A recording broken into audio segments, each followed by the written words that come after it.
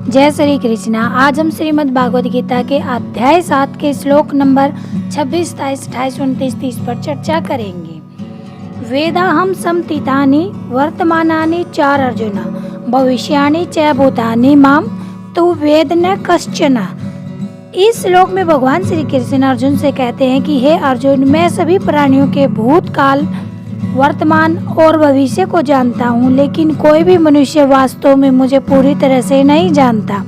अर्थात भगवान श्री कृष्ण को समय के तीनों पहलुओं भूत, वर्तमान और भविष्य का पूर्ण ज्ञान है। उनकी दृष्टि सीमित नहीं है, बल्कि वे हर जगह और हर समय उपस्थित है। भगवान तो सब कुछ जानते हैं, लेकिन साधारण मनुष्य माया और अपनी सीमित बुद्धि में बंधा होने के कारण भगवान की महिमा और स्वरूप को पूरी तरह से नहीं समझ सका है। इसलिए भगवान को समझने के लिए केवल बुद्धि से काम नहीं चलेगा, बल्कि उनके वास्तविक स्वरूप को जानने के लिए भक्ति, श्रद्धा और ध्यान की आवश्यकता है। इस श्लोक के माध्यम से भगवान श्री कृष्ण हमें संदेश देना चाहते हैं, हमें अपने अहंकार को त्याग कर भगवान के प्रति सर्व समर्पण करना चाहिए। इच्छा द्वेष समुत्थेन द्वंद्व मोहेन भारत सर्वभूतानि सम्मोहम सर्गे यान्ति परन्तयः। श्री कृष्ण कहते हैं, अर्जुन, इच्छा और द्वेष से उत्पन्न होने वाले द्वंद्व और मोह के कारण सभी प्राणी जन्म से ही पूर्ण रूप से भ्रमित रहते हैं। क्यों जीवात्मा संसार के चक्कर में फंसी रहती है? क्यों मनुष्य उन चीजों की ओर आकर्षित होता है जो उसे खुशी देती है? क्यों मनुष्य उन चीजों से नफरत करता है जो उसे तकलीफ देती है? क्यों हम भगवान से दूर हो गए हैं? क्या आप जानते हैं कि हमारी इच्छा और नफरतें हमें भगवान से दूर कर देती है? इच्छाएं और द्वेष हमें मुंह में फंसा देते हैं। जैसे एक व्यक्ति जो धन के पीछे भागता रहता है और दूसरों से ईर्ष्या और द्वेष करता है।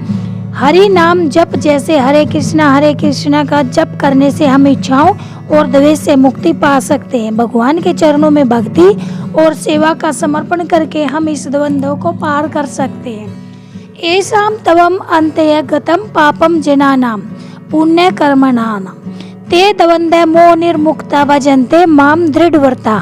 अर्थात जिन लोगों के पाप समाप्त हो चुके हैं और जो पुण्य कर्म करते हैं, वे द्वंद्व अर्थात सुख दुख और मोह से मुक्त होकर दृढ़ निश्चय के साथ मेरी भक्ति करते हैं। यह पाप का अंत का अर्थ है अधर्म का अंत करना। अधर्म या पाप का अंत कैसे होता है? भगवान के नाम का जप और भक्ति करने से, सच्चे साधु संतों की संगति और संसर्ग के माध्यम से, अच्छे कर्मों से। पाप का अंत करना ही पहला चरण है भगवान की ओर बढ़ने का। पुण्य कर्म क्या है? भगवान की सेवा करना, दूसरों की मदद करना, अहिंसा और सत्य को अपनाना। ऐसे कर्म ही हमारी चेतना को शुद्ध करते हैं और हमें पापों के चक्कर से बाहर निकालते हैं। द्वंद्व और मोह से मुक्त होना क्या है? जब मनुष्य के पाप समाप्त होते हैं तब वह द्वंद्व जैसे सुख दुख, लाभ हानि आदि से प्रभावित नहीं होता।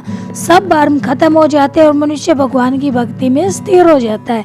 ऐसे व्यक्ति जब भगवान श्री कृष्ण की शरण में आ जाते हैं और दृढ़ संकल्प के साथ उनकी भक्ति करते हैं, उनकी भक्ति में कोई भी शक, डर या अस्थिरता नहीं रहती।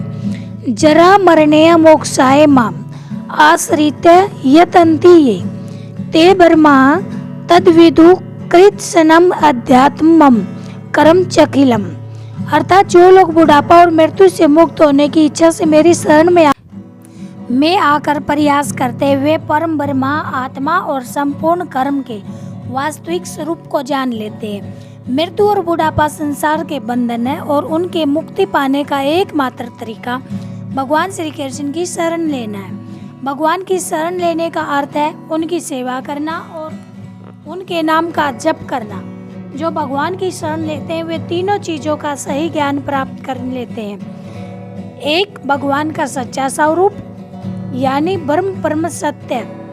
दूसरा, अध्यात्म, आत्मा का ज्ञान, आत्मा शाश्वत और अमर है। तीसरा, कर्म, हर कर्म का असली उद्देश्य भगवान की सेवा है। अतः भक्ति ही वह साधन है जो हमें जरा मरण के चक्कर से मुक्त कर सकता है। जरा का अर्थ है बुढ़ापा। साधि भूताति देवम माम साधि यगम च ये विदुः पर्याण काले अपि च माम ते विदुर युक्त चेतसः। जो मुझे आदिभूत भौतिक जगत, अधिदेव देवताओं और अधियज्ञ यज्ञ का स्वामी के रूप में जानते हैं। वे मृत्यु के समय भी मुझे जान लेते हैं क्योंकि उनकी चेतना मुझ में स्थिर रहती है। अर्थात भगवान ही भौतिक जगत की मूल शक्ति है। देवताओं की सारी शक्तियाँ भगवान से ही आती है। सभी यज्ञ और पूजा भगवान में ही समर्पित हैं। जो व्यक्ति भगवान के इन तीनों स्वरूपों को समझता है उसकी चेतना भगवान में ही स्थिर रहती है। यदि वह मृत्यु के समय भी भगवान को याद करता है तो वह मोक्ष को प्राप्त करता है। गीता ज्ञान की खोज में जुड़े रहने के लिए धन्यवाद। राधे राधे।